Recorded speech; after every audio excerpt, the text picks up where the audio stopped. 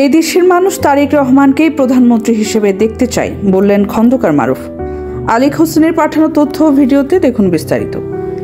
বিএনপির জাতীয় নির্বাহী কমিটির সদস্য ও বিশিষ্ট বীর মুক্তিযোদ্ধা ডক্টর খন্দকার মারুফ হোসেন বলেছেন, 15 বছরের হত্যা, নির্যাতন ও নিপীড়নের বিরুদ্ধে দেশের মানুষ বিএনপির ভারপ্রাপ্ত চেয়ারম্যান তারেক রহমানের নেতৃত্বে ফ্যাসিস্ট সরকারের বিরুদ্ধে সাহসিকতার সঙ্গে আন্দোলন করেছে। এই গণ অভ্যুত্থানে আবু সাইদ, রিফাত, বাবু, মাহিম, সুলতান সহ হাজার হাজার তরুণ তরুণী তাজা রক্ত ঢেলে দিয়েছে। মঙ্গলবার বিকেলে দাউদকান্দি উপজেলা ও পৌর বিএনপির উদ্যোগে আয়োজিত গণমিছিল শেষে শহীদ রিফাত পার্কে এক আলোচনা সভায় এসব কথা বলেন তিনি। এদিন ছাত্র জনতার আন্দোলনের মধ্য দিয়ে ফ্যাসিবাদী সরকার মুক্তির 1 বছর পূর্তি উদযাপন করা হয়। তিনি বলেন, আপনাদের মনে করিয়ে দিতে চাই, সেদিন 5 আগস্ট টেলিভিশনের স্ক্রলে ভেসে আসে ব্রেকিং নিউজ, খুনি হাসিনা ও তার দলবল দেশ থেকে পালিয়েছে।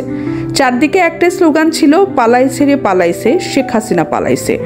বর্তমানে খুনি হাসিনা ভারতে পলাতক এবং তার সহযোগীরাও আত্মগোপনে। বক্তব্যে তিনি আরও বলেন, আজ রাত 8:30টার সময় বর্তমান সরকারের প্রধান উপদেষ্টা আগামী জাতীয় সংসদ নির্বাচনের তারিখ ঘোষণা করতে পারেন।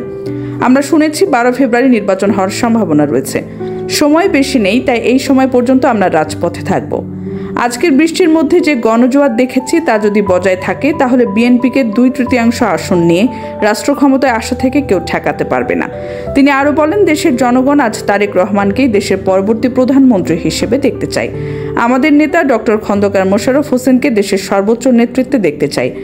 আপনারা যারা এই দুর্যোগপূর্ণ আবহাওয়ায় এখানে এসেছেন তাদেরকে ধন্যবাদ জানাই।